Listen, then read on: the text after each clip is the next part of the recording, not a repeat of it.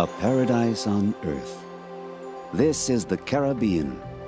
Palm trees, blue seas, tranquility. But there was once a time when evil lurked in this beautiful place. When people entrenched themselves behind thick walls, always with a watchful eye on the sea.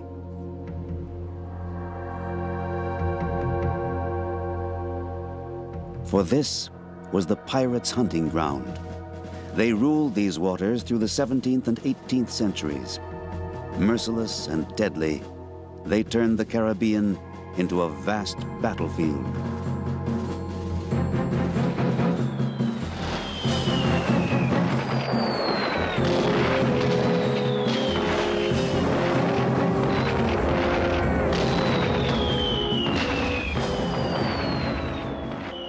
Day after day, the pirates struck fear into the hearts of seafarers. And then, one day, everything changed.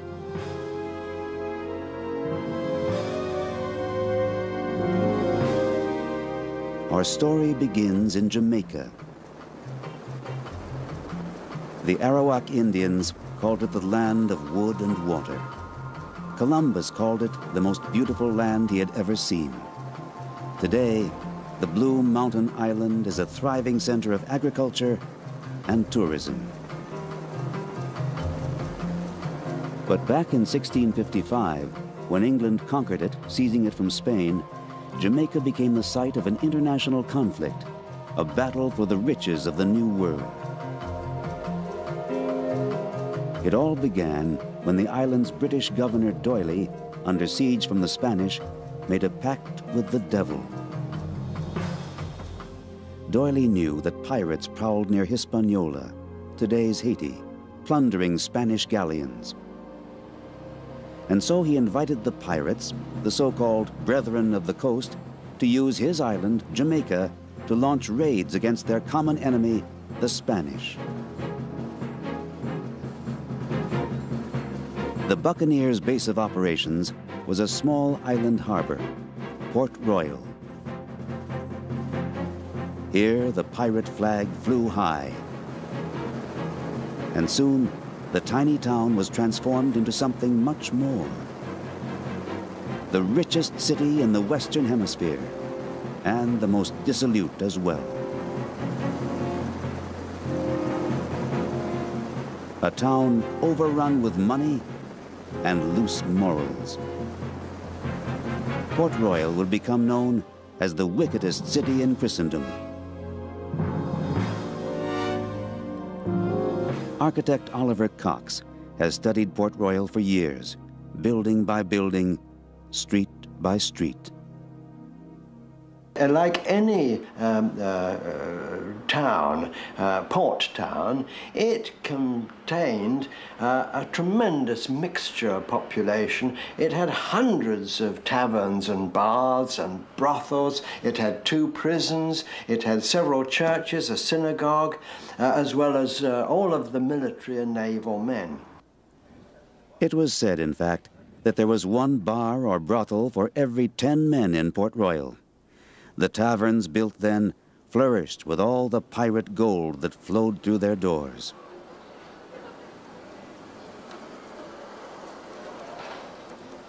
They said the main street of Port Royal was richer than Cheapside. Now that was the main trading street in the center of the city of London at the time. And most of those riches were due to just one thing: Jamaica's favorable location, for the island was situated in the heart of the Spanish trading route. Ships traveling from South America to Spain put in at Havana first, and they all passed right by Jamaica, by the Buccaneers of Port Royal. The ships from Cartagena were always full of treasure. Once the harbor of Columbus, Cartagena was the pearl of colonial America.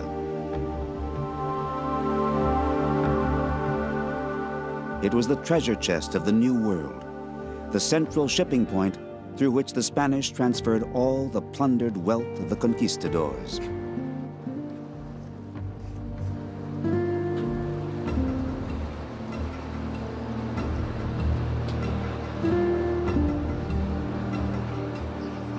No other city was such a magnet for adventurers, seafarers, and soldiers of fortune.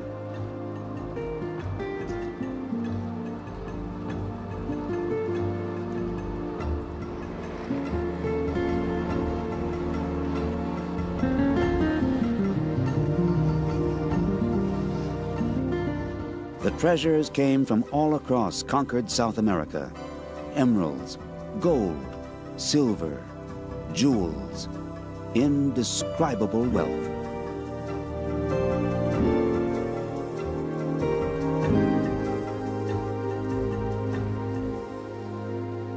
In Cartagena, the treasure was well protected. But just beyond the fortified walls, the trouble began. For the voyage back to Spain was long and perilous, and on the way, only the harbor of Havana offered protection. Here, the fortified walls and heavy cannons of El Morro stood guard. But all around lurked danger. Pirates.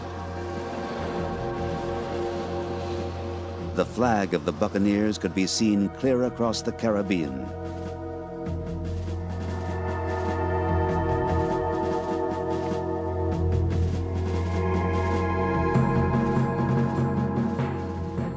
Because of the ever-present menace, the islands of the Caribbean were heavily fortified.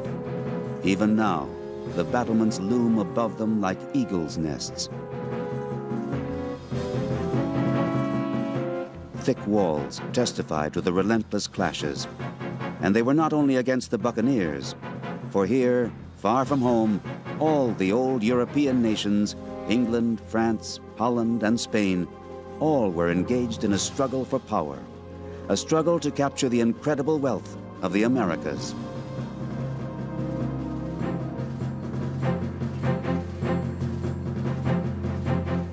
The islands served as fortresses from which to wage war. The naval battles around them were long and fierce, and many great ships were sent to the bottom of the sea.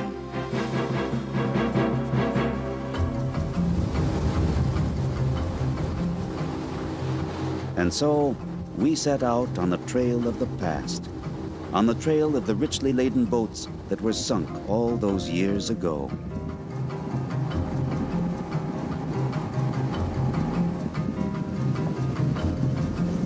For centuries, the debris from the naval battles, the wreckage of pirate attacks, has been lying in the depths of the Caribbean. All around the islands of the West Indies, scattered on the seabed, are the bits and pieces which have survived the years.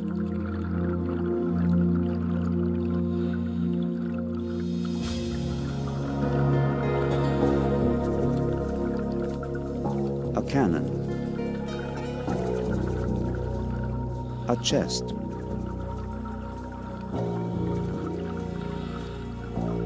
ship's planks,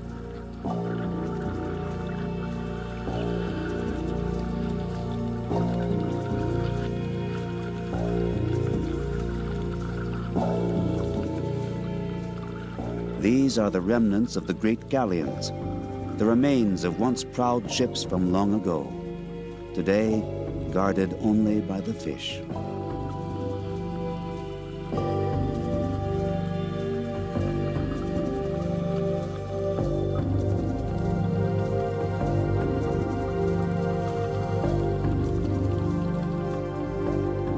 Cannonballs brought these and so many other ships to an untimely demise, the vicious handiwork of the pirates.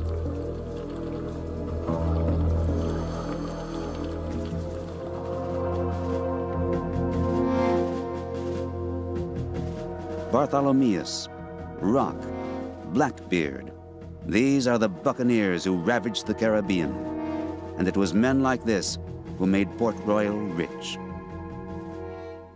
And the pirates said, if you give us permission, we will capture only the French and the Spanish ships, so long as we can use your harbour. And from that moment, from 1655 to 1690, the city grew at a faster rate than any new towns built since the last war, at a huge rate.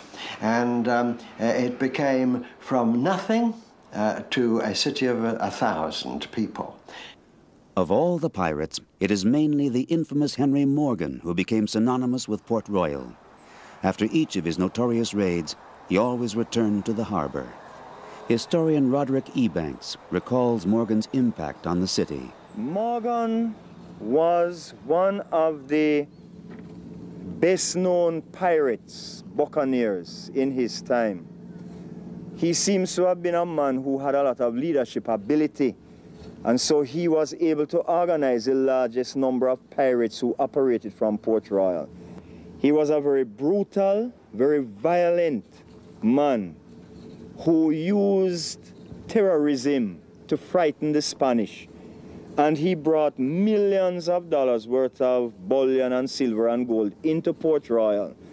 This money financed trading activities, and it also helped to finance the slave system that was set up in Jamaica. Amazingly enough, Henry Morgan was knighted and made lieutenant governor of the island in 1672. The town became a trading center to rival even Britain. These were the best of times for Port Royal. The money flowed through Port Royal like water through a sieve. They have a saying in Jamaica, easy come, easy go. So the pirates would come in with a lot of money and they would spend it in the taverns and the brothels, they would gamble it out. But then, one day, everything changed. On June 7th, 1692, tragedy struck, and the city trembled when a terrible earthquake shook the island, and the seas rose up. In one terrible instant, the force of nature descended upon this dissolute city like the wrath of God. One eyewitness, the priest Emmanuel Heath, described the events. I found the ground rolling and moving under my feet. I saw the earth open and swallow up a multitude of people, and the sea mounting in upon us over the fortifications.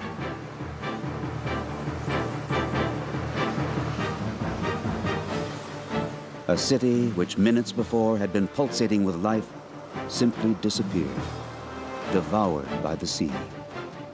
The fortifications built against foreign enemies were no use against the greater foe, nature.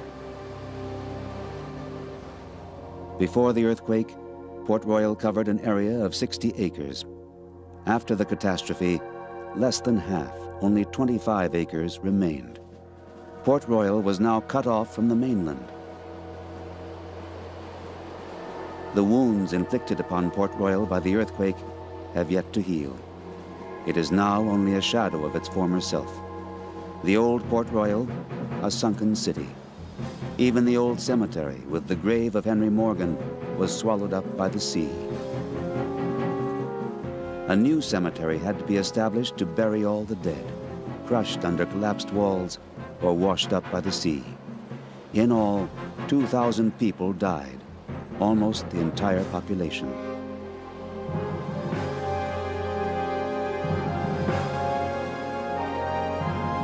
Only a few buildings survived the quake. Their walls are still standing today, but life departed long ago. They stand as memorials, as warning signs.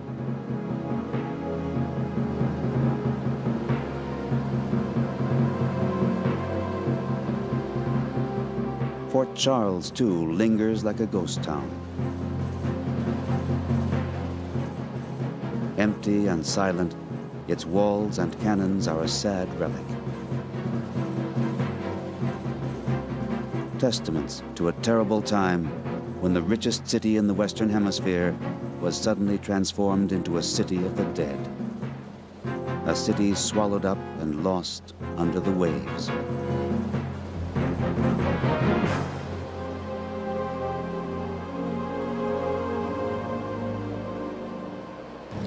The sunken city begins about 400 yards down the coast, and it gradually angles out until it reaches that beacon.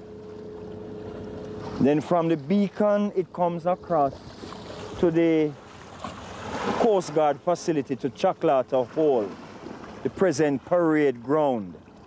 So all of this is sunken city. All of this is that part that has never ever been reclaimed. The sunken city.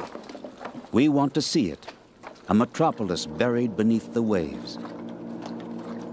For it was not only walls and buildings that were devoured by the sea in 1692, but unimaginable riches.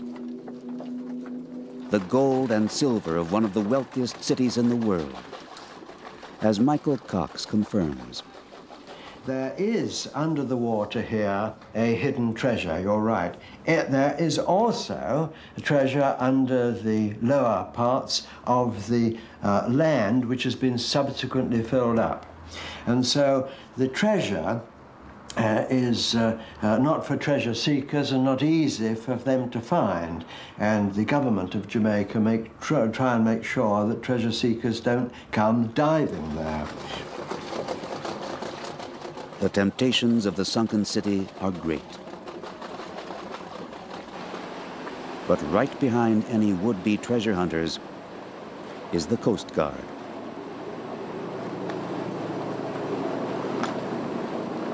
They follow our boat out into the harbor. Not for one moment do they let us out of their sight.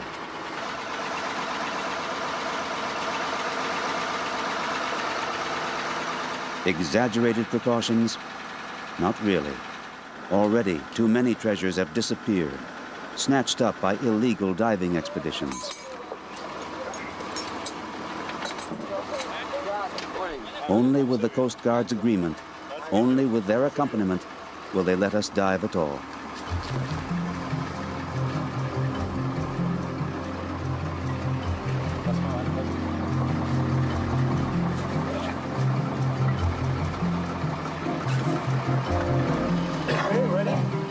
Okay.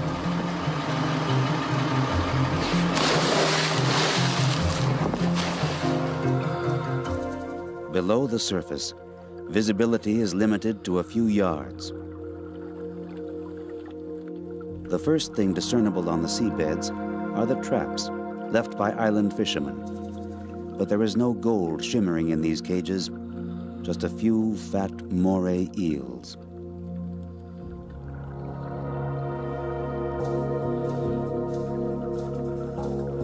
The more we look, the more we realize there are no streets awaiting us down here, no walls or sculptures, only layers of mud and sand.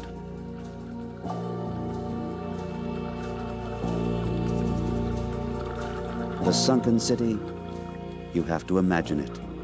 It lies buried under 3 centuries of debris.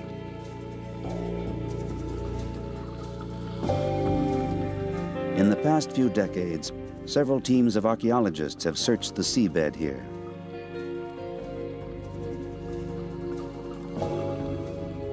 Their handiwork is in place, strings that mark the outlines of buildings and streets.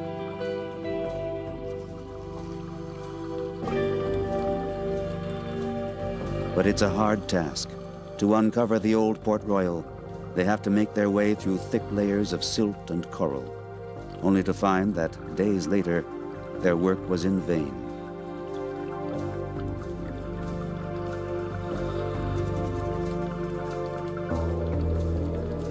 Still, there have been successes. In the 1960s, 2 large caches of Spanish silver coins were reportedly found here.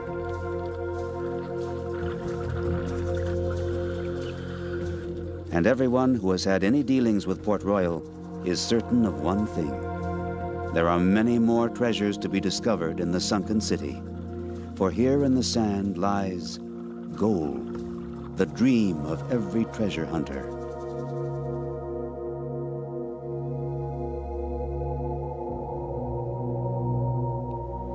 Yet, what the archaeologists have uncovered is mostly the traces of pirate life. So far, the greatest finds have been mere fragments. In Port Royal's museum, the old military hospital, lie the treasures, priceless pieces of the past. Some are the rich goods of trade ships, some the actual personal possessions of pirates, revealing the way they lived.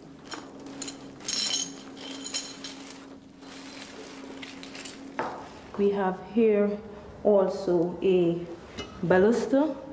They tend to come in varying sizes, and they're all pewter again, and this was used as large as a decanter for pouring wine. The wine usually are stored in onion bottles. Again, the onion bottles were of varying sizes, but they were largely of this size. From the number of onion bottles retrieved, gives us an idea of the extent to which alcohol was consumed in Port Royal pre-1692. The archaeologists have salvaged Indian handicrafts, fine Chinese porcelain, English bowls, the keys to a culture frozen in time. Perhaps the most intriguing treasure is not to be found among the exhibits of the museum, but in a small church nearby. The silver service of the top pirate of all, Henry Morgan. This was a microcosm of the mixture of different ethnic origins, Indian, Afro-American, African slaves, and the Americas too coming over. They were all mixed together, living cheek by jowl. And of course, having to live together in that way was totally different from any other part of the plantation lands, where the blacks were in one little slave quarter and the rich plantation owners had great castles to themselves. Welcome to Jamaica, where the rum come from. The rum come from, where the rum come from. Welcome to Jamaica, where the rum come from. Relax and have some fun. Today, Port Royal is a quiet little town, easygoing, laid back. The inhabitants have their share of contemporary problems and graces. But modern as they are, the people here still appreciate their island's remarkable history, its extraordinary past. For strange as it may seem in today's world, they are the heirs of a unique heritage.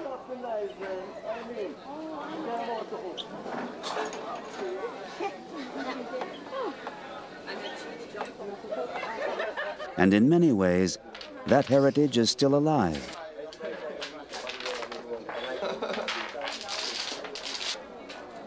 Here, they still tell tales of the days when pirates roamed these streets, still boast on the waterfront of the buccaneer legends.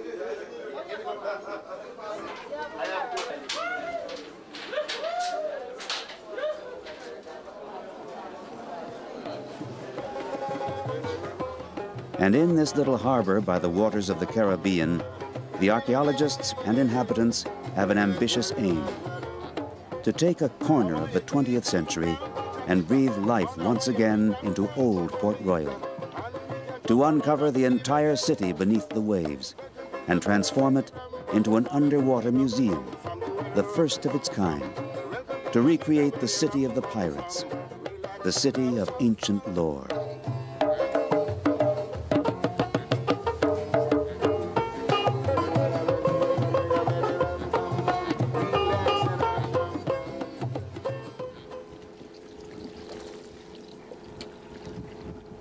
Robert Stevens is involved in the planning. One of the most important aspects of this project is that we're developing this for Jamaicans. And because it is going to be so fantastic, we would like to share it with foreign visitors who come to Jamaica. And this whole concept is going to give a lot of people more pride in ensuring that the attractions are properly maintained, properly managed. And we're going to create an entire park area out at Port Royal, a protected area for the environment of Port Royal.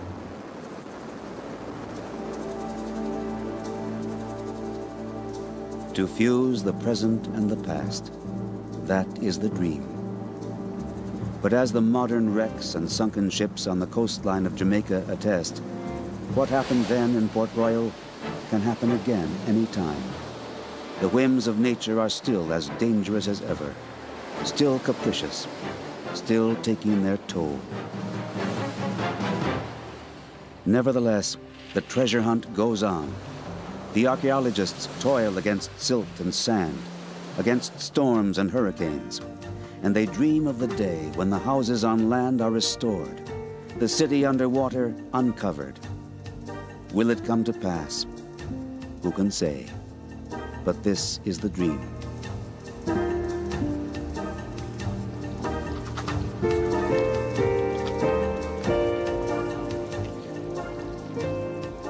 For now, a lethargic calm pervades the remains of the once so rich and riotous city. There is a legend that, on a clear day, the sunken treasure of Port Royal can be seen glittering in the water. Day by day, as the fishermen glide out over the waves, beneath them slumbers the sunken city.